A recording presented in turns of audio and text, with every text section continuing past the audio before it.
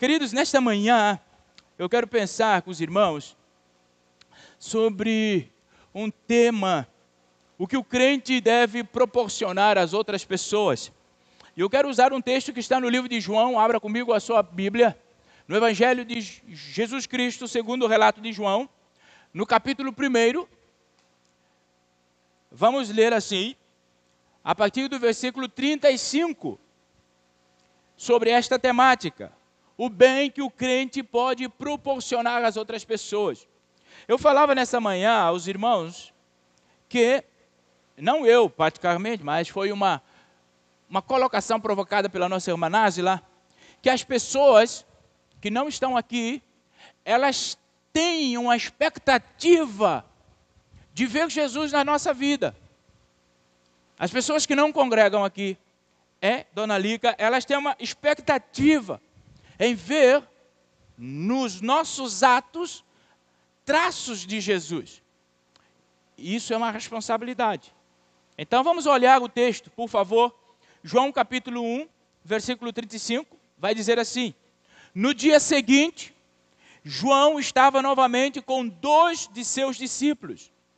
Quando viu Jesus passar, olhou para ele e declarou: vejam, é o Cordeiro de Deus. Ao ouvirem isso, os 2 discípulos de João seguiram Jesus. Jesus olhou em volta e viu que o seguiam.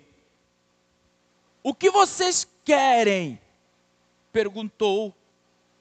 Eles responderam: Rabi, onde o Senhor está hospedado? Venham e vejam, disse ele. Eram cerca de 4 horas da tarde, quando o acompanharam até o lugar onde Jesus estava hospedado. E passaram o resto do dia com ele. André, irmão de Simão, era um dos 2 que ouviram o que João tinha dito e seguiram Jesus. André foi procurar seu irmão, Simão, e disse-lhe: encontramos o Messias, isto é, Cristo. Então André levou Simão para conhecer Jesus. Olhando para ele, Jesus disse: você é Simão, filho de João, mas serás chamado Cefas, isto é, Pedro.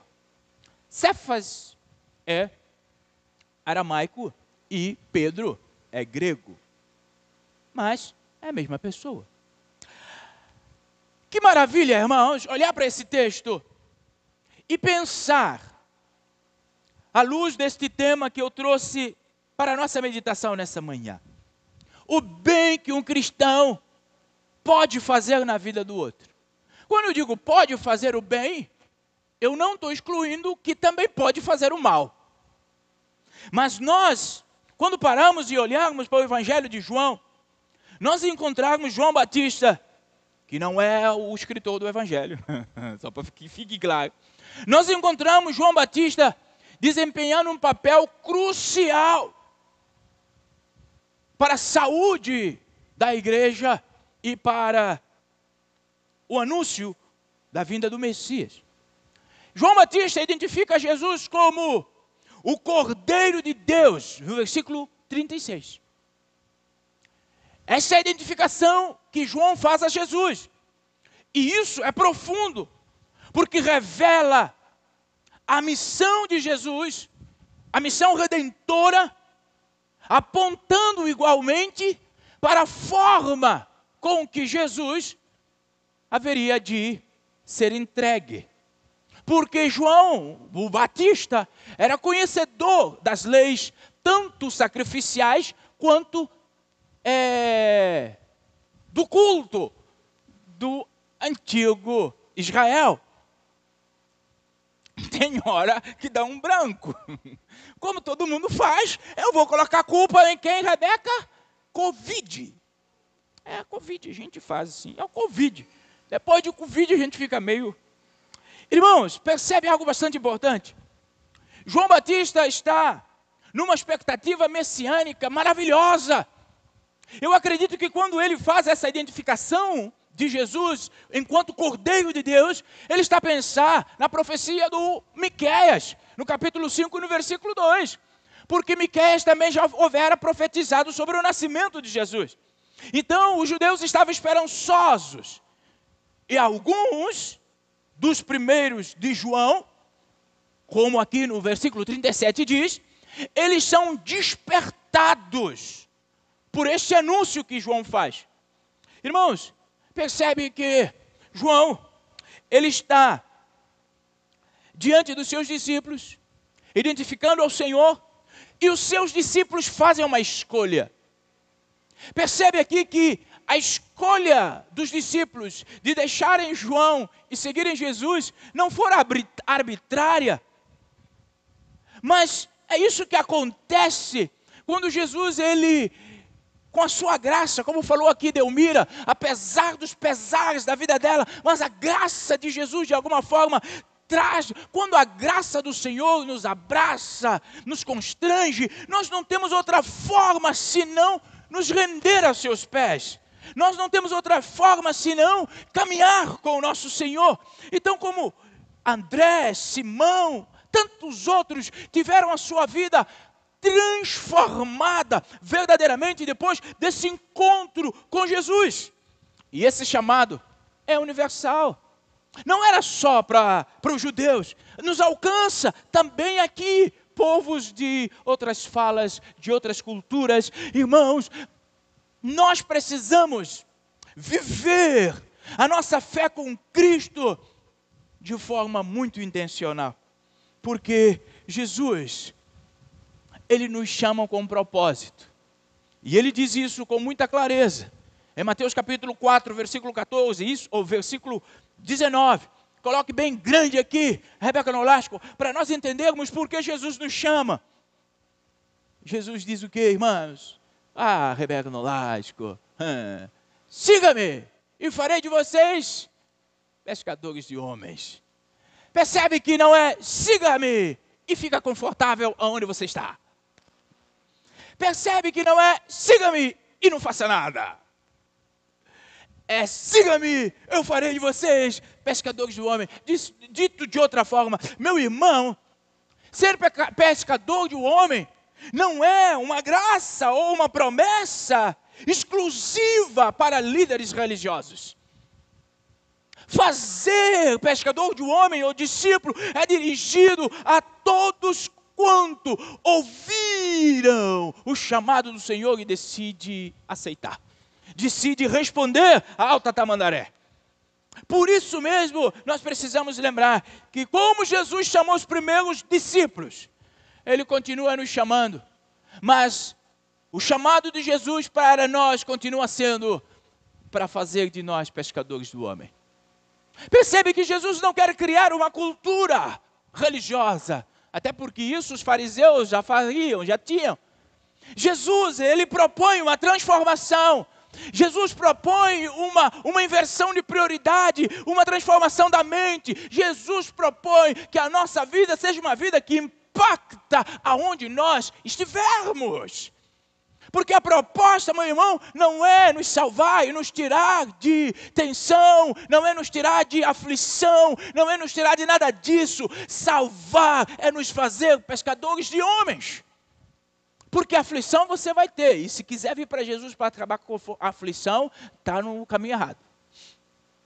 Porque se assim não fosse, ele não dizia, no mundo tereis aflição. Então, querer viver no mundo sem aflição, está querendo seguir outro que não seja Jesus. Porque Jesus, ele diz que vai ter aflição. Mas tem de bom ânimo. Ele já venceu. Compreende, Meliene? Tem de bom ânimo. Então, percebe algo bastante importante aqui.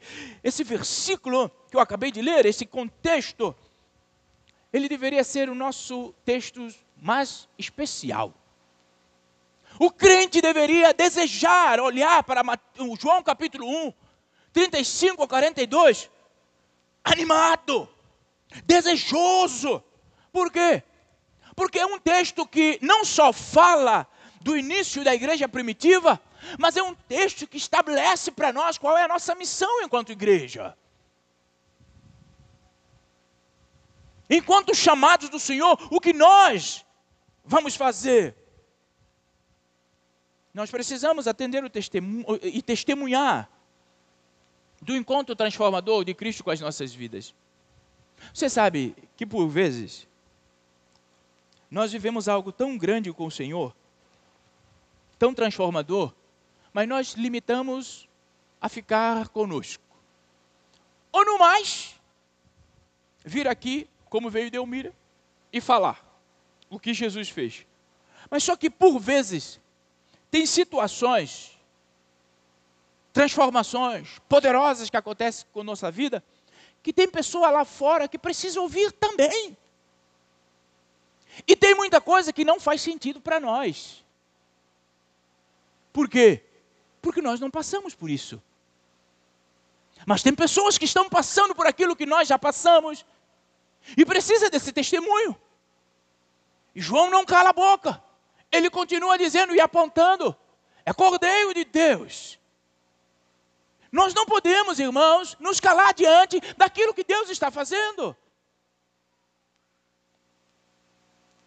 Porque senão, que valeria a pena tudo isso que Jesus fez por nós, se nós só socializamos entre igreja?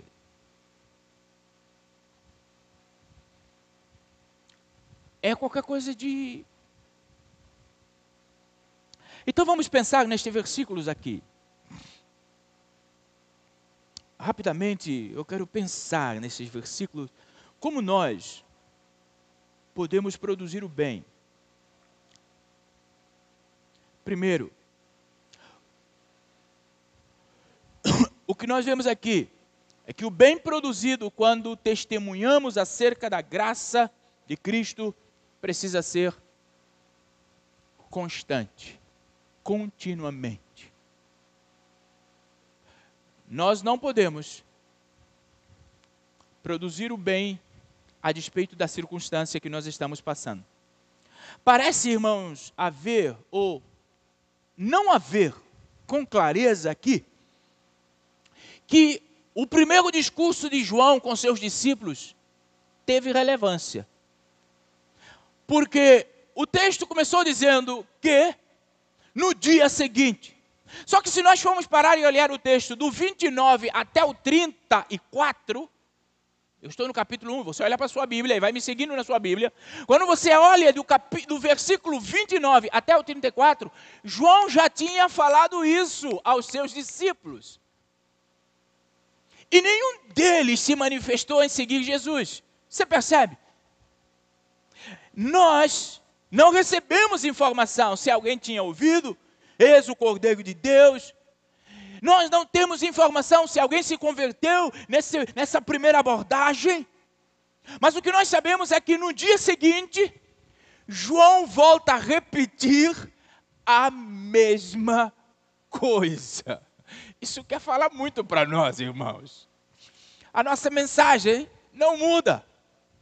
Eu não tenho preocupação de mudar a mensagem. A minha mensagem, até o dia que Deus me manter aqui, vivo, vai ser a mesma. Jesus é o Cordeiro de Deus que tira o pecado do mundo. Ponto. Não tem mais novidade para dar para vocês. Eu só procuro maneiras novas, só isso. Mas agora a mensagem é a mesma. Precisa ser a mesma. João repete. E agora os discípulos ouvem. Mas eles já tinham ouvido anteriormente. Só que agora eles tomam uma atitude, uma postura. Eles saem seguindo Jesus. Por isso, eu falava ao grupo dos líderes do PGM, a mensagem precisa ser contínua. Não está vendo resultado? Continua. Nós precisamos continuar. Não está mudando, continua. Porque um dia aconteceu conosco também. E se nós chegarmos à graça hoje de estar amando ao Senhor, os que hoje estão de alguma forma nos decepcionando, poderão também amar o Senhor. Nós não podemos é parar de falar. Nós não podemos é parar de dizer que Jesus é o Cordeiro de Deus. Irmãos, eles foram com grande graça. E no 39 diz, foram, pois, viram onde Jesus morava e ficavam com ele. Eles ouviram falar de Jesus. E o falar de Jesus, da parte de João, foi tão impactante na vida deles, que eles abriram mão do discipulado de João para estar com Jesus o dia todo. Presta atenção. A Bíblia diz que eles chegaram lá a parte de 4 horas da tarde. E ficaram com ele aquele dia. Meu irmão, passar tempo ouvindo o Senhor, a sua palavra. Aquele dia, eu quero acreditar que foi o dia mais feliz da vida daqueles rapazes. E eu falo rapazes porque são 2, embora a Bíblia não revela o nome do outro. A Bíblia só faz questão de revelar o nome do André. Mas havia um outro. Eu acredito que daquele dia para frente, eles não foram mais os mesmos discípulos. Que até semana anterior, estavam aos pés de João ouvindo. Porque quando nós encontramos com Jesus real e verdadeiramente, nós não seremos mais o mesmo. Escreva isso no seu coração, por favor. Se você continue com a mesma mazela de sempre, está na hora de pedir ao Senhor, transforma a minha vida. Eu quero esse encontro real, verdadeiro com o Senhor, como aqui aconteceu com esses discípulos. Os discípulos, irmãos, eles largaram João, pressupondo, eles largaram seu conforto, eles tomaram sua cruz, eles caminharam com Jesus. Enfrentaram, seguiram Jesus aonde ele ia. E diga-se de passagem, a menos, irmãos, um deles, que nós propomos ser João, depois desse encontro com Jesus, ele se torna um dos pilares da igreja primitiva. Mas tudo aconteceu por um único testemunho. Esses homens foram até Jesus, tiveram a vida transformada, foram participantes do ministério do Senhor, foram construtores da primeira igreja, mas tudo isso por um testemunho. Um testemunho de João Batista. E o testemunho se resumia em: eis o Cordeiro de Deus. Talvez você me pergunte qual a força desse testemunho de João, a ponto de fazer com que aqueles rapazes fossem a seguir Jesus. É porque eles perceberam que a vida de João era o reflexo do testemunho de João. Irmão, as pessoas hão de nos acompanhar quando veem a nossa vida e o nosso testemunho caminhando junto. Por vezes a gente fala muito, mas age totalmente alheio àquilo que a gente fala. Por isso as pessoas ficam em dúvida. Eu vou acreditar em quem? No que ele diz ou no que ele faz? E aí as pessoas ficam em dúvidas, elas resolvem não seguir Jesus. Mas João não, eles conseguiram ver que quando João disse: eis aí o Cordeiro, ele falou: opa, é esse aí que ele está vivendo e está falando, é esse aí que nós vamos seguir. Maravilhoso. Meu irmão, o testemunho de João é impactante. Nós não temos o que duvidar disto, porque foi tão impactante que transformou simplesmente o ideal de 2 homens.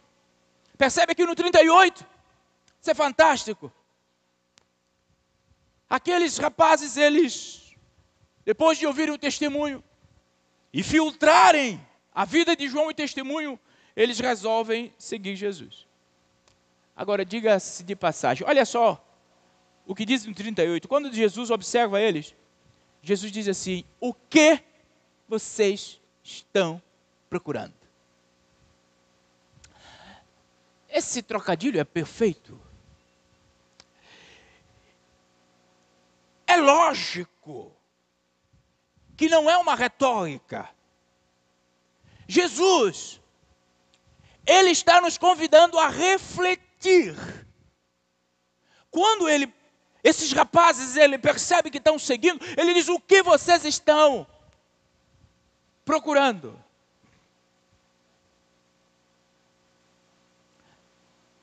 talvez nós precisamos pensar o que nós estamos buscando realmente. Será que Jesus não sabia o que eles estavam procurando? Mas Jesus faz essa pergunta e ele não faz retoricamente. Jesus espera uma resposta dele. Talvez nós precisamos pensar nessa nossa vida agitada, entre tanta demanda dos nossos dias, as distrações do nosso tempo. Jesus quer que a gente pare e pense um pouco sobre a nossa vida cristã. O que nós estamos procurando de verdade? Irmãos, precisamos fazer uma pausa e perguntar para nós mesmos: será que nós estamos buscando simplesmente satisfazer prazeres efêmeros do mundo? Ou será que nós estamos verdadeiramente libertos e desejando que Deus liberte os demais? Porque Jesus, ele não exigiu desses rapazes uma resposta elaborada. É por isso que, a despeito de nós, Jesus não se empolga com as nossas frases compostas. Ele está simplesmente procurando que nós nos descobramos enquanto estamos andando com Ele. Porque muitas das vezes nós só fazemos números. Nós só estamos no meio da multidão, sem nenhum tipo de reflexão. Consequentemente, não temos uma vida de testemunho, porque nós não refletimos. A despeito da reflexão, a nossa fé é racional. É lógico que nós não vamos entender inteligivelmente ou inteligentemente o nosso Senhor, mas a razão de parar é chamada a nós. Jesus queria simplesmente que eles soubessem o que eles estão procurando. E percebe, Jesus diz para eles: o que vocês estão procurando? Qualquer semelhança com o nosso tempo, em que as pessoas procuram Jesus pelo o que Ele pode dar, não é mera coincidência. Desde aquele tempo, Jesus já estava testando o coração das pessoas. Mas, aqueles homens, de forma grandiosíssima, isso fruto do discipulado, eles dizem para Jesus o quê? Aonde o Senhor mora. Percebe que Jesus, quando fala com eles, fala sobre o quê? Coisa. Mas quando eles respondem, ele fala onde? Pessoa. Meu irmão, o que nos precisa trazer a Jesus é a sua pessoa, e não aquilo que nós podemos ter, quer seja de pecúnia, quer seja de status, quer seja de nome. Não, o que precisa nos levar ao Senhor é a sua pessoa. Eles dizem: aonde o Senhor mora. Jesus, depois de avaliar o seu coração, disse: venha e veja. Isso é lindo, irmãos. O convite de Jesus para nós não é viver uma vida estática. Jesus nos convida para a experiência, descobrir o seu reino, a sua vontade. Irmão, isso ultrapassa qualquer expectativa de o que nós queremos com Jesus. Jesus deseja que nós, irmãos, nesse processo de discipulado, caminhemos um caminho consciente, uma descoberta contínua, conhecer e prosseguir em conhecer. Essa imagem que Jesus nos faz, que João nos apresenta, é uma imagem que precisa nos desafiar a olhar para dentro de nós. Entre o que e onde precisa ser motivo da nossa reflexão. Rebeca Nolasco, graças a Deus que não se opôs ao meu texto ontem, hein? Reconhecendo, meu irmão, a necessidade da nossa renúncia e de uma entrega plena diante do nosso Deus. Isto é o que se espera daqueles que o amam. Aqueles moços, eles deixaram tudo aquilo que poderiam ganhar com João Batista. Renuncia a tudo para estar com Jesus. Igreja, percebe que o que é mais importante é Jesus. O que mais tem feito pela causa de Jesus? Talvez eu pergunte a você nessa manhã. O que eu e você, nós temos feito realmente pela causa de Jesus e não por nossa causa? Olha só. João poderia entender equivocadamente a sua vocação e chamada, porque ele era um homem influente, tinha discípulos. Talvez no discurso ele poderia dizer: eis-me aqui, eu sou João. Ou talvez: eis a igreja aqui. Ou talvez: eis as ordenanças, a ceia, o batismo, é isso? Não, não. João disse: eis o Cordeiro de Deus. Meu irmão, o que importa é o Cordeiro de Deus. Sabe, se as pessoas precisam ser salvas, uma parte para você aqui, e pense comigo. Se as pessoas precisam ser salvas, as pessoas inclusive do seu relacionamento, se elas precisam ser salvas, e se só Jesus salva, então quem elas precisam? Elas precisam de quem?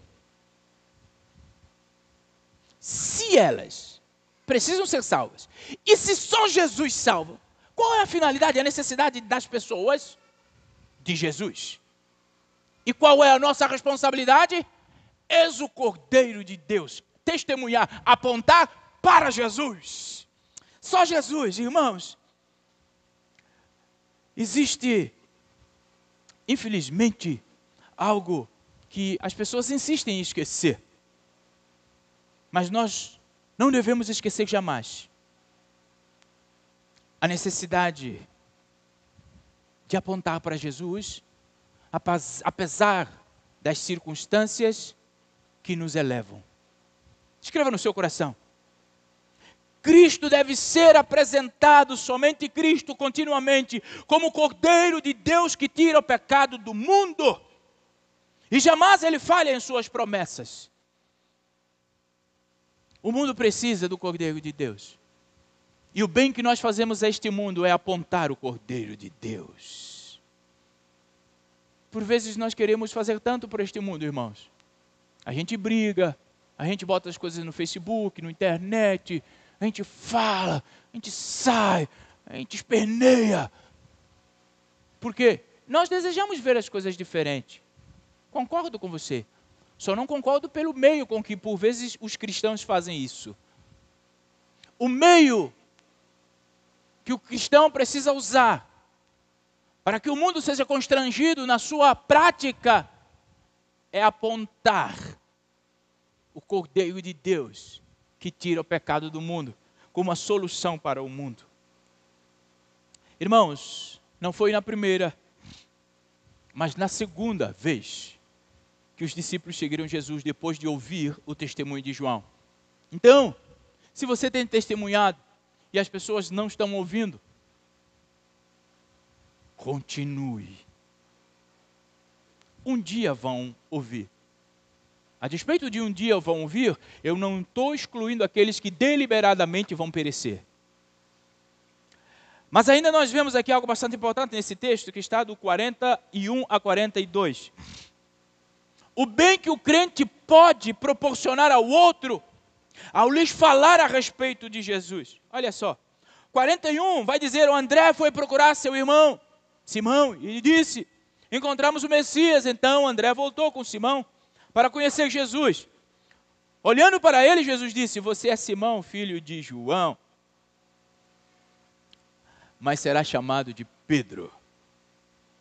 Meu irmão, um aspecto bem singular desse texto, que eu quero que você perceba,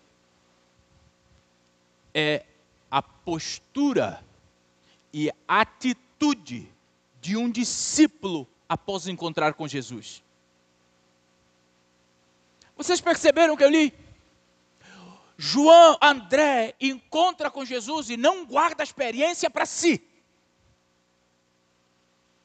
Igreja do século 21 precisa acordar para isso. Nós não podemos nos sentir salvos e ficar na nossa, calar a nossa boca e ficar. Nós precisamos contar a experiência para outras pessoas. Isso é maravilhoso. André, ele recebe uma graça tão grande de encontrar com Jesus, irmã Rose. E ele sai imediatamente, com um coração cheio de gratidão. Ele apressa para comunicar às pessoas que estavam à sua volta. E diga-se de passagem, a primeira pessoa que ele foi buscar para comunicar a transformação foi o seu irmão Simão. Irmãos, um particular para vocês.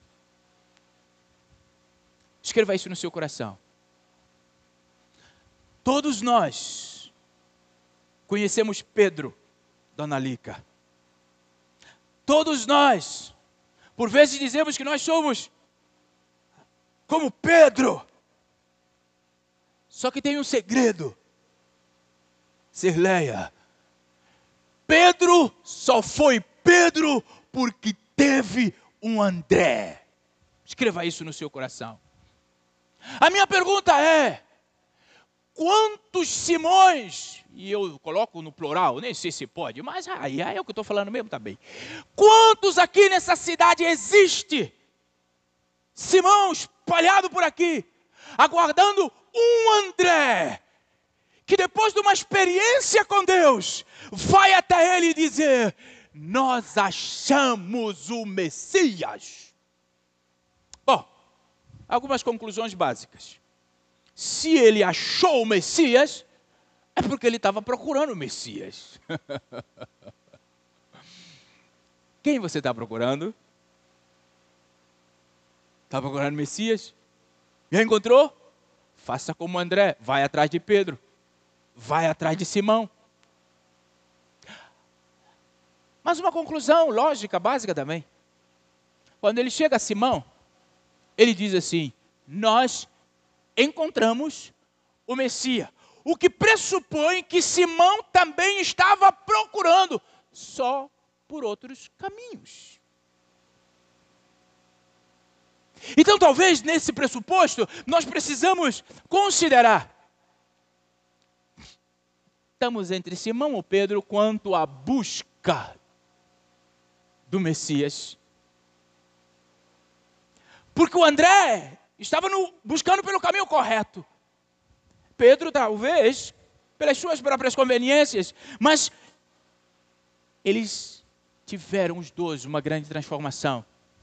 Porque André não se calou diante do benefício que recebeu de estar com Jesus. Meu irmão, isto para nós é uma recomendação. Isso não é só. Isso é uma recomendação que nós precisamos desejar participar do discipulado, da evangelização. Não só como retórica, mas como estilo de vida. Experimentar esse amor, esta misericórdia de Deus, precisa, irmão, ser compartilhado com os nossos vizinhos, com os nossos irmãos. Nós precisamos deixar o amor de Deus ser visível às pessoas. Porque há momentos que a palavra não resolve. É só o gesto, atitude, postura. Já diria um pensador que eu não consigo te ouvir, porque os seus atos falam mais alto do que a sua voz. Então, irmãos, nós precisamos compartilhar. Compartilhar que Jesus é o Cordeiro de Deus. A plena esperança e a renovação para todo ser humano. Nós achamos o Messias. E diga-se de passagem, Eles acharam o Messias. Ele corre, avisa para o seu irmão, nós achamos, e percebe que André, o texto diz que ele, 41, 42, ele leva Simão até Jesus. O testemunho da vida de André era tão profundo que ele consegue carregar o seu irmão e levar para Jesus. Meus irmãos, que maravilha! É difícil por vezes, como dizem alguns, é difícil nós falarmos para as nossas famílias. Mas André está nos dando um grande testemunho que é possível. É possível. Conquanto que aqueles que são alvo do nosso testemunho não fiquem confundidos quanto à nossa mensagem. André levou Pedro, levou Simão, na verdade, até Jesus.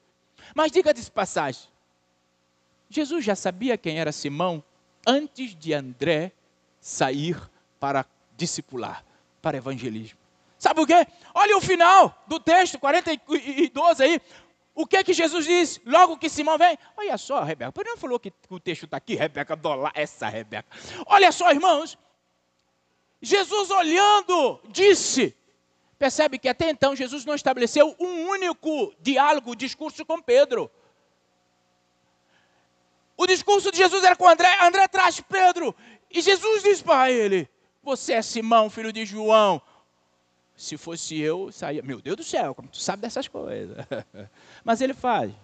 Jesus, ele conhece tudo, inclusive aquilo que a gente não quer que ele conheça.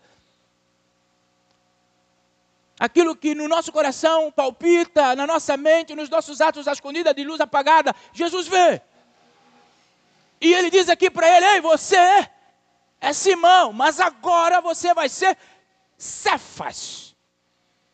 É lógico que Jesus fala Cefas porque ele estava falando em aramaico, mas é a mesma coisa da tradução grega de Pedro.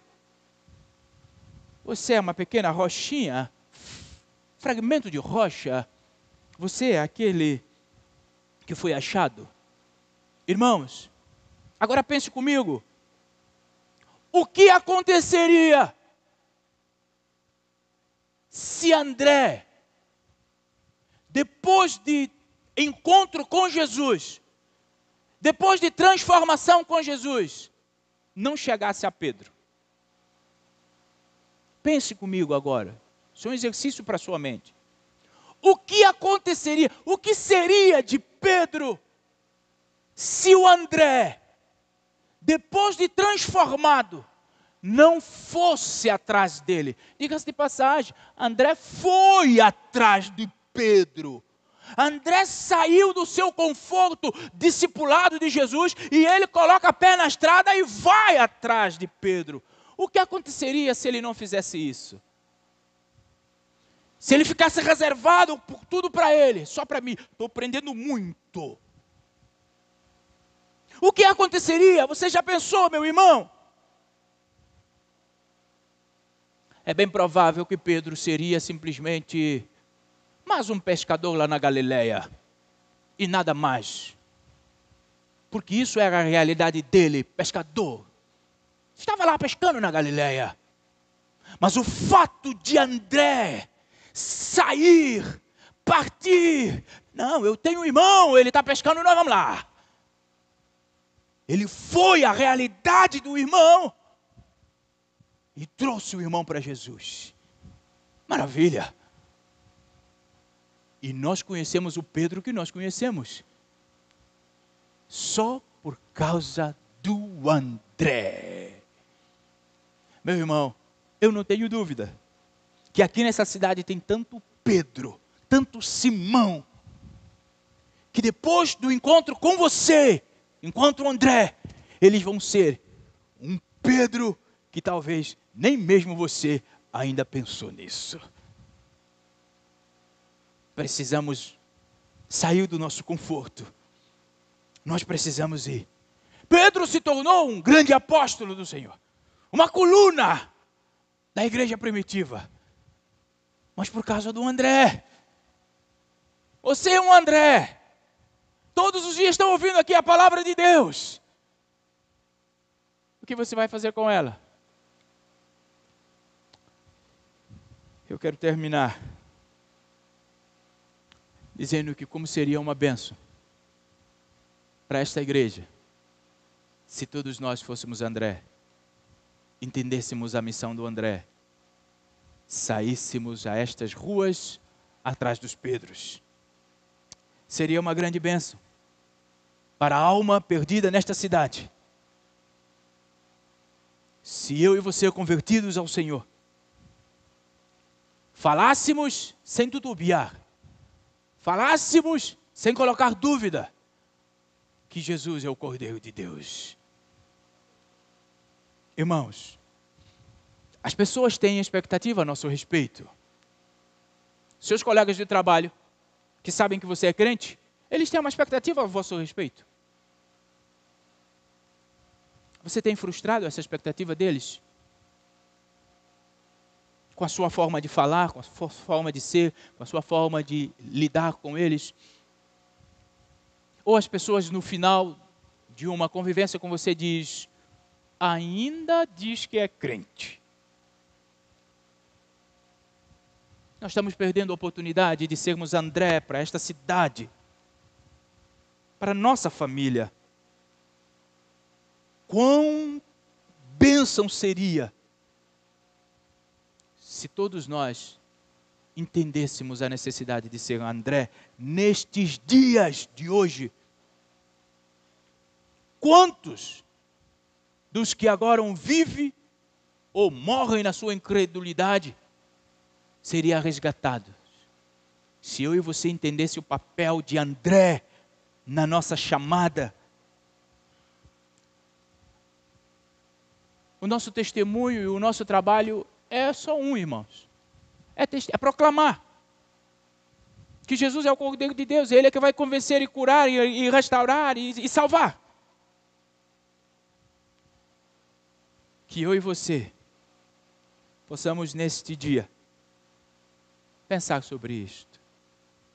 Eu quero trazer 3 aplicações para a tua saúde espiritual nessa manhã.